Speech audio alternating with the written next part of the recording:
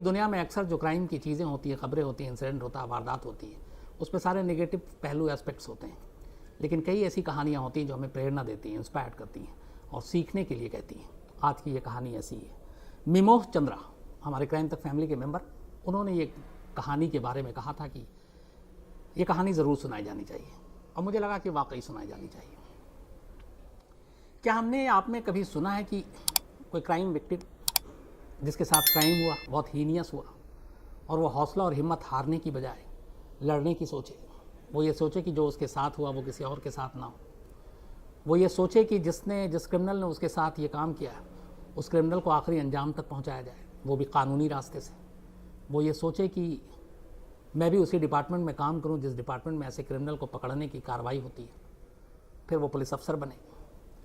इसके बाद जब कानून सज़ा दे उसके मुजरिम को, तो वो उस जगह पे जहाँ पे उसको एग्जीक्यूट किया जा रहा है, जहाँ फांसी दी जा रही है, वो फ्रंट रो में सबसे आगे बैठी और सब कुछ उसे मरता हुआ अपनी आंखों से देखे।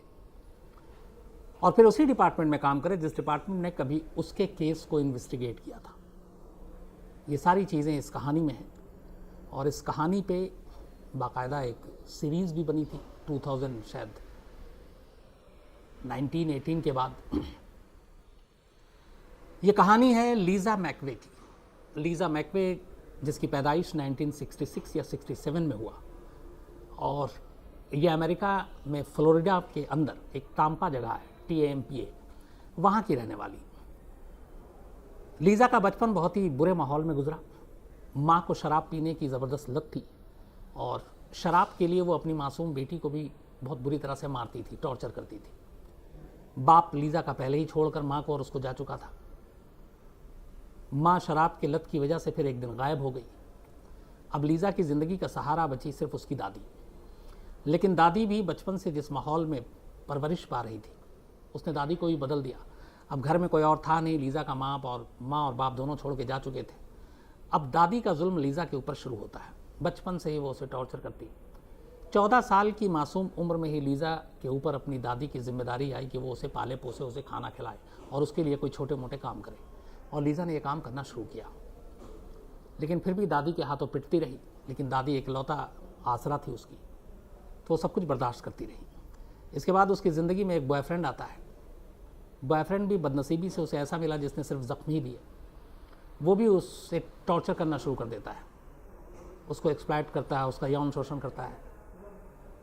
अब वो बॉयफ्रेंड के हाथों भी तमाम ज़ख्म सहती है। तो एक तरफ दादी का जुल्म, ऊपर से बॉयफ्रेंड मिला, उसने भी ज़िंदगी में कुछ अच्छी चीज़ें दी नहीं, बुरी ही चीज़ें दी।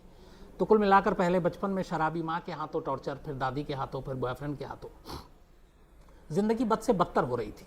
इस दौरान में अब लीज़ा 17 साल की हो चुकी थी। 17 साल की उम्र में 2 नवंबर 1984, 2 नवंबर 1984 की रात थी। लीज़ा बहुत परेशान थी। उस रोज़ भी दादी ने उसे बहुत पीटा। बॉयफ्रेंड के साथ धोखा खा चुकी थी, वो भी उसको सिर्फ इस्तेमाल करता। लीज़ा को लगा कि बस अब इस दुनिया में इतना ही वक्त है, इससे ज़्यादा इतने ज़ख्म झेल नहीं सकती, तो खुदकुशी कर लेनी चाहिए। 2 नवंबर 1984 की रात लीज़ा ने सुसाइड नोट लिखना शुरू किया, और उस सुसाइड नोट में वो अपनी पूरी कहानी लिख रही थी, बचपन से लेकर 17 साल की उम्र तक जो कुछ उसने भोगा। सुसाइड नोट लिखते लिखते रात काफ़ी हो गई। पता नहीं क्या ख्याल आया, उसने सुसाइड नोट को अधूरा छोड़ा और वो सो गई कि अब अगले दिन होगा जो होगा, ज़िंदगी और मौत का फैसला। अगले दिन सुबह होती है।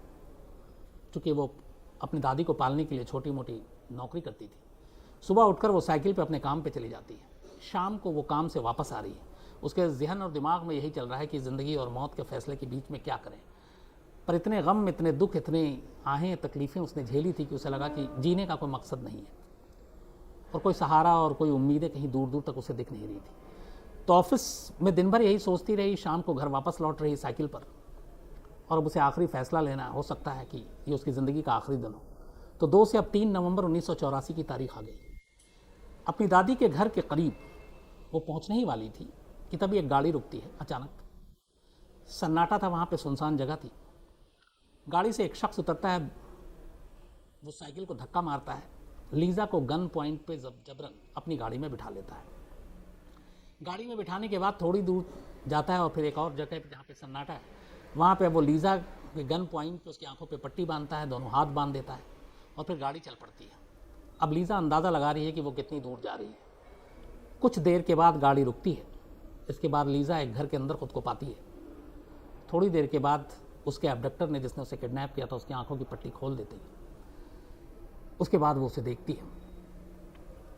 अब यहाँ से 3 नवंबर 1984 शाम की बात थी। 4 नवंबर की रात आ जाती है। लगभग 25 से 26 घंटे बीत जाते हैं उसे किडनैप हुए भी। इस दौरान में उसका किडनैपर लगातार उसके साथ रेप करता है, टॉर्चर करता है, मारता है, पीटता है। लीज़ा लगातार गिड़गिड़ाती है उसके आगे। 17 साल की सिर्फ उम्र थी उसकी, और चूँकि जिस हालात में वो बड़ी हो रही थी, तो उस तरीके से वो ग्रो भी नहीं हो रही थी। खाना नहीं, बड़ी मुश्किल से घर में जो भी कमा के लाती थी खाती पीती थी, तो उससे इसकी शारीरिक बनावट भी कमज़ोर थी। तो 17 साल की उम्र तो हो गई थी, लेकिन देखने में उससे भी कम उम्र की लगती थी, बच्ची लगती थी। तो तमाम उसने जुल्म जब झेले, लगातार उसके साथ रेप हुआ 25-26 घंटे तक नर की ज़िंदगी में। बीच बीच में वो लगातार गिड़गिड़ाती और अपने किडनैपर से रिक्वेस्ट करती कि वो उसे छोड़ दे, पर वो मानता नहीं। आखिर में करीब 24वें या 25वें घंटे में उसने फिर किडनैपर से ये कहा कि वो इकलौती उसकी एक दादी है जो बीमार है, और मैं अकेली उसकी सहारा हूँ। अगर मैं नहीं गई तो उसका देखभाल करने वाला कोई नहीं, शायद वो मर जाए, और आप मुझे छोड़ दो। फिर भी वो नहीं माना। इस दौरान में करीब 25-26 घंटे तक जब वो घर में रही, तो लीज़ा एक दूसरा काम भी कर रही थी। वो लगातार देख रही थी कि बाथरूम, उसे ये पता चल गया था कि बाथरूम बहुत लंबा है, बड़ा साइज़ का है। घर क्या है, अंदर बाहर का कुछ समझ में नहीं आ रहा था, लेकिन घर की चीज़ें, बाकी चीज़ें, वो सब देख रही थी और अपने दिमाग में उसको एक तरह से रिकॉर्ड करती जा रही थी। तो अब वो एक तरह से दिमागी खेल खेलती है और उसको इमोशनली झुकाने की कोशिश करती है अपने किडनैपर को, कि मैं कुछ किसी को, दुनिया को नहीं बताऊंगी, लेकिन मेरी दादी मर जाएगी, मैं अकेली हूँ, सारी चीज़ें बीमार हैं। फिर लास्ट में यहाँ तक वो कहती है कि मैं तुम्हारी सीक्रेट गर्लफ्रेंड भी बनने को तैयार हूँ, दुनिया को कभी नहीं बताऊंगी, और आज के बाद भी हमेशा तुमसे मिलूंगी, बट मुझे जाने दो, क्योंकि मेरी दादी के पास जाना ज़रूरी है। उसकी तमाम बातों का आखिरकार में उस किडनैपर पे असर हो जाता है, और करीब 26 घंटे के कब्जे के बाद वो उसे रिहा करने को तैयार हो जाता है। शर्त एक थी, एक ये कि उसने अगर बाहर जाकर मुंह खोला तो अच्छा नहीं, और दूसरा कि जब वो उसे रिहा करेगा तो उसकी आंखों पे पट्टी बंधी होगी, और 5 मिनट तक उसके जाने के बाद वो आंखों से न पट्टी हटाएगी, न उस जगह से हिलेगी जहाँ पे वो उसे छोड़ेगा। लीज़ा मान जाती है, उसे गाड़ी में बिठाता है, फिर गाड़ी चल पड़ती है। लगभग उतनी ही दूरी थी जितनी दूरी वो उसको आने में लगा था, उतना ही टाइम वो सब रिकॉर्ड कर रही थी अपने दिमाग के हिसाब से। उसका एक सुनसान जगह पर रात को ले जाकर 4 नवंबर को किडनैपर लीज़ा को उतार देता है गाड़ी से, फिर से इस धमकी के साथ कि 5 मिनट से पहले वो यहाँ से हटेगी नहीं, और 5 मिनट से पहले अपनी आंखों की पट्टी खोलेगी नहीं। गाड़ी चल पड़ती है। अंदाजे से 5 मिनट के बाद लीज़ा अपनी पट्टी हटाती है, और इसके बाद उसे पता चलता है कि वो अपने घर से बहुत ज़्यादा दूर नहीं है। अब वो अपने घर पहुँचती है 4 नवंबर की रात को। 3 नवंबर को उसका किडनैप हुआ था। 4 नवंबर की रात करीब 26-25 घंटे बाद वो अपने घर में थी। घर में जाने के बाद वो बदहाल बदहवास, डरी हुई, सब कुछ उसके साथ हुआ, लगातार रो रही है। लेकिन घर में घुसते ही मंजर अलग था। दादी उसको देखते उस पर बरस पड़ती है और उससे 25 घंटे का हिसाब मांगती है कि वो कहाँ गायब थी। 25 घंटों में चूँकि उसे खाना नहीं मिला, बहुत सारी चीज़ें थी, वो लगातार अपनी कहानी सुना रही है, दादी मानती नहीं, और अब दादी उस पर बेतहाशा जुल्म करना शुरू कर देती है, उसे पीटना शुरू कर देती है। 25 घंटे तक किडनैपर के साथ रेप सहती रही, मारपीट सहती रही। 25 घंटे बाद जब किसी तरह ज़िंदगी वापस उसे मिली, रिहा हुई, तो अब दादी का जुल्म था। दादी बेतहाशा मार रही थी। करीब 5 घंटे तक दादी इसके बाद उसे मारती रही कि तुम 25 घंटे का सच बताओ। दादी को डाउट था कि वो कहीं गई और झूठ बोल रही है, और वो बताती रही, लेकिन दादी ने माना नहीं। 5 घंटे जब बुरी तरह से वो बेतहाशा पिटने के बाद लगभग बेहोश सी होने लगी, तब उससे रहा नहीं गया। उसने लोकल पुलिस को एक कॉल किया। लोकल पुलिस कॉल के फ़ौरन बाद लीज़ा के घर पहुंचती है, लीज़ा से पूछती है। लीज़ा बताती है कि उसका किडनैप हुआ था और उसके साथ रेप हुआ। जब पुलिस वहाँ पहुँची तो उसके बाद लीज़ा को वो अपने साथ पुलिस स्टेशन ले गई। पुलिस स्टेशन में एक फ़ीमेल पुलिस अफसर थी, वो लीज़ा की सारी कहानी सुनती है। लेकिन इस दौरान में दादी लगातार, जब पुलिस वाले आए थे तो कह रही थी कि ये झूठ बोल रही है, कहीं भाग गई थी फिर वापस आई है। तो पुलिस वाले वो भी जाके ब्रीफ दे देते हैं। अब वो महिला पुलिस अफसर लीज़ा की कहानी सुनने के बाद कहती है कि तुम्हारी कहानी में बहुत सारे लूप होल्स हैं, होल्स हैं, मुझे लगता है तुम्हारी कहानी सही नहीं है, तुम झूठ बोल रही हो। लेकिन वो कहती है कि जो मैं भी कह रही हूँ आपको सब कुछ सच है। फीमेल अफसर मानती नहीं। इत्तेफाक से उसी वक्त उसी पुलिस स्टेशन में एक दूसरा पुलिस अफसर जिसका नाम सार्जेंट, वो एक डिटेक्टिव थे वो, तो वो उसकी कहानी सुन रहे थे, जो कुछ वो उस फीमेल अफसर से कह रही थी। तो सार्जेंट ने जब कहानी सुनी तो उसे लीजा पे भरोसा हुआ। उसने कहा ये लड़की झूठ नहीं बोल रही है। इसके बाद वो उस फीमेल पुलिस अफसर से कहता है सार्जेंट कि इस केस को मैं देखूंगा। इसके बाद वो लीजा का पूरा बयान दर्ज करता है। लीजा से पूछता है, अच्छा यहाँ शुरू में मैंने आपको एक गलत वो था कि घर ले जाने के बाद उसने लीजा की आंखों से पट्टी नहीं हटाई थी। तो लीजा ने अपने एबडक्टर को जो उसको किडनैप किया था उसने उसको देखा ही नहीं था, उसका चेहरा नहीं देखा था। लगातार जो 25-26 घंटे उसके कब्जे में थी तब भी उसकी आंखों पे पट्टी थी। तो वो सारी चीज़ें बताती है कि किस तरह से उसको साइकिल से घर आ रही थी, उसको किडनैप किया, फिर उसको ले जाया गया। जब उसे गाड़ी में बिठाया गया तो वो गाड़ी करीब 30 से 35 मिनट के करीब उसे अंदाज़ा था कि ये आधे घंटे से थोड़ा ज़्यादा गाड़ी चली है। जिस घर में रखा गया उसने उस घर के बारे में बताया कि उस घर के बारे में जो चीज़ एक मैंने नोटिस की, क्योंकि मैं उस दौरान में कम से कम 3 बार वॉशरूम गई थी, बाथरूम गई थी, और वो बाथरूम बहुत लंबा था। क्योंकि जब उसने मुझे आंखों पे पट्टी बंधी हुई थी, जब बाथरूम तक वो ले जाकर छोड़ा और वो दरवाजे ही पे खड़ा रहा, तो मुझे बाथरूम के अंदर चलने से अंदाज़ा हुआ कि बाथरूम की लंबाई काफ़ी है। उसने कहा कि मैंने जानबूझ के उस घर में जगह जगह अपने फिंगरप्रिंट्स छोड़े थे। जब मैं जहाँ जहाँ हाथ लगा सकती थी लगाई। मुझे मालूम था कि बाद में ये फिंगरप्रिंट्स काम आ सकता है और ये पता चल सकता है कि ये वही जगह है। उसने ये भी बताया कि जो शख्स था उस चूँकि करीब आया, उसने रेप किया, तो उसे उसका हाइट का भी अंदाज़ा हुआ कि वो काफ़ी लंबा था। उसके वेट का भी उसने अंदाज़ा लगाया कि कितना वेट होगा। तो छोटी छोटी माइनर डिटेल, उसकी गाड़ी कैसी थी, उसने चूँकि जब उसको गन पॉइंट पे उसकी साइकिल से गाड़ी में बिठाया तब उसकी आंखें खुली थी लीजा कि उसने गाड़ी देखी, उसने गाड़ी के बारे में बताया। तो गाड़ी, हुलिया, बाथरूम की लंबाई, फिंगरप्रिंट्स, सारी चीज़ें बताई। उसके बाद दूरी की, जहाँ से किडनैप हुई वहाँ से कितनी दूर तक गई। ये सारी चीज़ें सुनने के बाद जो सार्जेंट, वो लैरी पिंकर्टन नाम था, डिटेक्टिव सार्जेंट जो है लैरी पिंकर्टन, उसने इन्वेस्टिगेशन शुरू किया, आसपास के पूरे इलाके को खंगालना शुरू किया। 3 नवंबर का इंसिडेंट था ये, करीब 12 दिन गुजर गए। 13वें दिन 16 नवंबर 1984 जो डिटेक्टिव लैरी पिंकर्टन, इनको एक कामयाबी मिली। जिस तरीके से बताया था लीजा ने, करीब उसकी दादी के घर से 30-35 किलोमीटर दूर ही एक खाली घर मिला, वहाँ कोई नहीं था। पुलिस की टीम अंदर गई, उसने छापे मारे। जो सबसे बड़ी चीज़ थी, उसने देखा कि इसका बाथरूम वाकई वहाँ के आम घरों के मुकाबले काफ़ी उसकी लंबाई ज़्यादा है। पुलिस ने बड़ी बारीकी से, चूँकि लीजा ने कहा था कि उसने जगह जगह फिंगरप्रिंट्स छोड़े, तो वहाँ से फिंगरप्रिंट्स उठाने शुरू किए। फिंगरप्रिंट्स उठाकर लाया गया, घर में कोई था नहीं। इसके बाद फिंगरप्रिंट्स को मैच किया गया लीजा से और वो फिंगरप्रिंट्स मैच कर गया। इसका मतलब है कि 25-26 घंटे तक लीजा उसी घर में बंधक थी। जैसे ही मैच किया, इसके बाद पुलिस ने अपने सारे घोड़े दौड़ाए और उसी रात 16 नवंबर 1984 को पुलिस ने एक शख्स को पकड़ा। उसका नाम था बॉबी जो लॉन्ग। बॉबी को गिरफ्तार जब किया गया, उसके बाद उसके सारे फिंगरप्रिंट्स चीज़ें ली गई तो सब कुछ मैच कर गया। इसके बाद लीजा के सामने लाया गया, लेकिन लीजा की आंखों पे पट्टी थी, इसलिए उसने उसका चेहरा नहीं देखा था। फिर से लीजा की आंखों पे पट्टी बांधकर उसके सामने बॉबी जो लॉन्ग को खड़ा किया गया। लीजा ने उसको टटोला, उसकी हाइट और सारी चीज़ें देखी और उसने बोल दिया। फिर उसकी आवाज़ सुनाई गई, उसने कहा यही वो शख्स है। पुलिस यहाँ से भी कंफर्म हो गई, फिंगरप्रिंट्स भी मिल गई। इसके बाद जब तफ्तीश शुरू हुई तो पुलिस के खुद रोंगटे खड़े हो गए। पता चला सिर्फ 1984 में ही, चूँकि ये इंसिडेंट नवंबर का था, जनवरी से अक्टूबर तक बॉबी जो लॉन्ग ने इसी इलाके में ताम्पा, फ्लोरिडा के करीब 50 लड़कियों और औरतों का रेप किया था और इनमें से 10 का मर्डर कर दिया। इस खबर के आने के बाद बहुत सारी विक्टिम सामने आई। चूँकि 10 मारी गई थी, लेकिन 40 रेप विक्टिम थी, उनमें से कुछ ने पहचान लिया। इसके बाद अब मुकदमा शुरू हुआ। मुकदमा चला 23 सितंबर 1985, मतलब गिरफ्तारी के लगभग 9 महीने के अंदर अंदर बॉबी जो को गिल्टी पाया गया 8 कत्ल और 7 रेप के लिए। इसके बाद उसे सजाए मौत दी गई।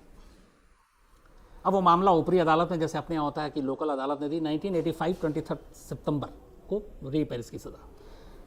अब वो मामला अभी अदालत में है, तो उसको मौत की सज़ा तो हो गई।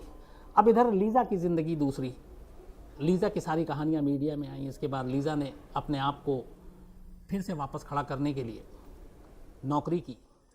इसके बाद हिल्सब्रोक काउंटी शेरिफ ऑफिस में जिस डिटेक्टिव ने शुरू में लीज़ा की बातों पर यकीन किया था, उसने कहा कि तुमने जिस तरीके से सारी चीज़ें बताई थी, उसका हुलिया, गाड़ी की डिस्टेंस, कितने देर में तुम घर पहुंची, उसकी आवाज़, फिंगरप्रिंट्स तुमने जैसे छोड़े, तुम्हारे ये सारी काबिलियत एक पुलिस अफसर बनने की है, तो तुम पुलिस अफसर बनोगी। लीज़ा के साथ जो कुछ हुआ था, उसने तय किया था कि वो और किसी के साथ नहीं होने देगी, तो ऐसा ही कुछ काम करेगी। उसने अपनी रजामंदी दे दी। तो पहले वो उसको हिल्सब्रॉक काउंटी में एक डिस्पैचर के रूप में नौकरी मिली। डिस्पैचर के रूप में नौकरी मिलने के बाद फिर बाद में उसका ट्रांसफ़र कर दिया गया, उसे वहाँ से पुलिस एकेडमी भेजा गया। लीज़ा को पुलिस एकेडमी में उसने ट्रेनिंग ली। ट्रेनिंग लेने के बाद 2004 में उसी डिपार्टमेंट में लीज़ा की नौकरी लगाई एक पुलिस अफसर के तौर पर, जिस डिपार्टमेंट ने लीज़ा के रेप की मामले की इन्वेस्टिगेशन की थी। यानी जहाँ से, जिस डिपार्टमेंट से उसके केस की जांच शुरू हुई, उसी डिपार्टमेंट में एक पुलिस अफसर बनकर लीज़ा करीब 20 साल बाद, 20 भी नहीं, 16 और 4, हाँ 20 साल के बाद एक पुलिस अफसर के तौर पर आ गई और काम करने लगी। और उसे काम क्या दिया गया? सेक्स क्राइम और प्रोटेक्ट टू चिल्ड्रन, बच्चों को बचाना हिंसा से, बच्चों को बचाना यौन शोषण से, और सेक्स क्राइम से रिलेटेड जितने मामले थे उन सब की जांच और उन सब की जिम्मेदारी इस काउंटी शेरिफ पुलिस स्टेशन के तहत लीज़ा मैकवे को दिया गया। लीज़ा ने इधर काम करना शुरू किया। उधर बॉबी जोलॉन्ग का मामला हमारे हिंदुस्तान की अदालत की तरह भी एक अदालत से दूसरी अदालत में जाता रहा, आता रहा। इधर वक्त बीता रहा। 2004 के बाद एक जब पता चला कि लीज़ा की अपनी कहानी, तो उसकी एक पुलिस फोर्स में भी एक रेपुटेशन, एक इज्जत बनी। फिर उसने ऐसे बहुत सारे केसेस सॉल्व किए जो रेप से रिलेटेड थे, जो चाइल्ड अब्यूज़ से रिलेटेड थे। धीरे धीरे उसको स्कूलों में बुलाया जाने लगा और वहाँ पे वो एक रिसोर्स ऑफिसर के तौर पर जाती, बच्चों को ट्रेनिंग देती कि कैसे आपको इस तरह के क्राइम से अपने आप को बचाना है। एक मोटिवेशनल स्पीकर के तौर पर उसे जगह जगह बुलाया जाने लगा। वो वहाँ जाने लगी और crime against women, sex, children, इन सब के बारे में बताने लगी और पुलिस का काम करती रही। लेकिन अब भी उसके दिल में खलिश थी कि जो उसका क्रिमिनल, जो उसका कसूरवार था, वो जिंदा था। जबकि 1985 में उसे मौत की सज़ा एक अदालत ने दे दी थी। अब ये मामला इधर अदालत में चल रहा है, इधर लीज़ा पुलिस अफसर बन चुकी है। और आखिरकार फिर धीरे धीरे वो वक्त आता है 2019, मतलब इस पूरे मामले 1985 में उसे सज़ा हुई थी और उसके बाद 2019 में आखिरकार बॉबी जो लॉन्ग, इसको सजाए मौत देने की तारीख मुकर्रर की जाती है 23 मई 2019। अभी सिर्फ 2 साल पुरानी बात है। तमाम अदालतों में अपील करने के बाद, माफ़ी मांगने के बाद, वहाँ की अदालत, चूँकि मामला 50 महिलाओं के साथ रेप, 10 महिलाओं के कत्ल का था और एक पुलिस अफसर जो इसी इंसिडेंट के बाद पुलिस अफसर बनी, वो जिंदा थी। उसके अलावा एक और तब तक जिंदा थी, लिंडा नाम की एक महिला जिसके साथ रेप हुआ था। तो 2019 में आखिरकार सारी अदालत से जितने भी रास्ते थे, दरवाजे बंद हो गए और बॉबी जो लॉन्ग को फांसी की सज़ा देने की तारीख तय हुई 23 मई 2019। इस फांसी की ख़ास बात यह थी कि अदालत की तरफ से लीज़ा मैकवे और लिंडा, इन दोनों को बुलाया गया कि आप आइए और बॉबी जो लॉन्ग को अपने सामने मरते हुए देखें। ये दोनों वहाँ पहुँचती हैं। तय तारीख पर बॉबी को फांसी दी जाती है। कुल 33 लोग थे बॉबी की मौत को देखने वाले, जिसमें जज और प्रोसिक्यूटर, बाकी लोग। उनमें से 2 थीं विक्टिम बॉबी की, एक लीज़ा और दूसरी लिंडा। सबसे फ्रंट रो पे, सबसे आगे इन्हीं दोनों को बिठाया गया। बाकायदा लीज़ा ने बॉबी को मरते और दम तोड़ते अपनी आंखों से देखा। उसके बाद जब वो बाहर निकली तब उसने मीडिया को बताया कि आज उसे सुकून मिला। 1984 से जो दर्द वो झेल रही थी, वो जाकर आज मरहम में बदला है। तो उसी लीज़ा के सामने उसके बलात्कारी को मौत की सज़ा दी गई। लेकिन ये कहानी सिर्फ लीज़ा के साथ रेप होने, एक बलात्कारी को फांसी की नहीं है। ये कहानी नसीहत ये देती है कि अगर इन तमाम हादसों के बावजूद, इन तमाम चुनौतियों के बावजूद निगेटिविटी में जाने की बजाय अगर हम उसमें कुछ अलग सोचते हैं, हम ये सोचते हैं कि अगर सिर्फ बात मजबूरी की, लाचारी की नहीं बल्कि इंसाफ की भी है, तो लीज़ा जैसी महिला भी हैं जिसने ये सब कुछ भुगतने के बाद, जो बचपन से ही जुल्म और शोषण सहती रही, उसने अपनी हिम्मत नहीं हारी। एक रात ज़रूर उसने सुसाइड करने की सोची और अगले ही दिन वो चंगुल में थे और उसने एक जगह कहा कि मैं 2 नवंबर की रात को मैं मरने की सोच रही थी और 3 नवंबर की रात को मैं बचने की सोच रही थी, जब मैं अपने रेपिस्ट के कब्जे में थी। उसके बाद उसने अपनी ज़िंदगी का रास्ता चुना, एक पुलिस अफसर बनी और ये मिसाल है तमाम उन लोगों के लिए जिनके साथ कभी क्राइम होता है और जो हारना नहीं चाहते हैं। तो मुझे लगता है कि ये कहानी आप तमाम लोगों के लिए एक प्रेरणादायक है। और थैंक यू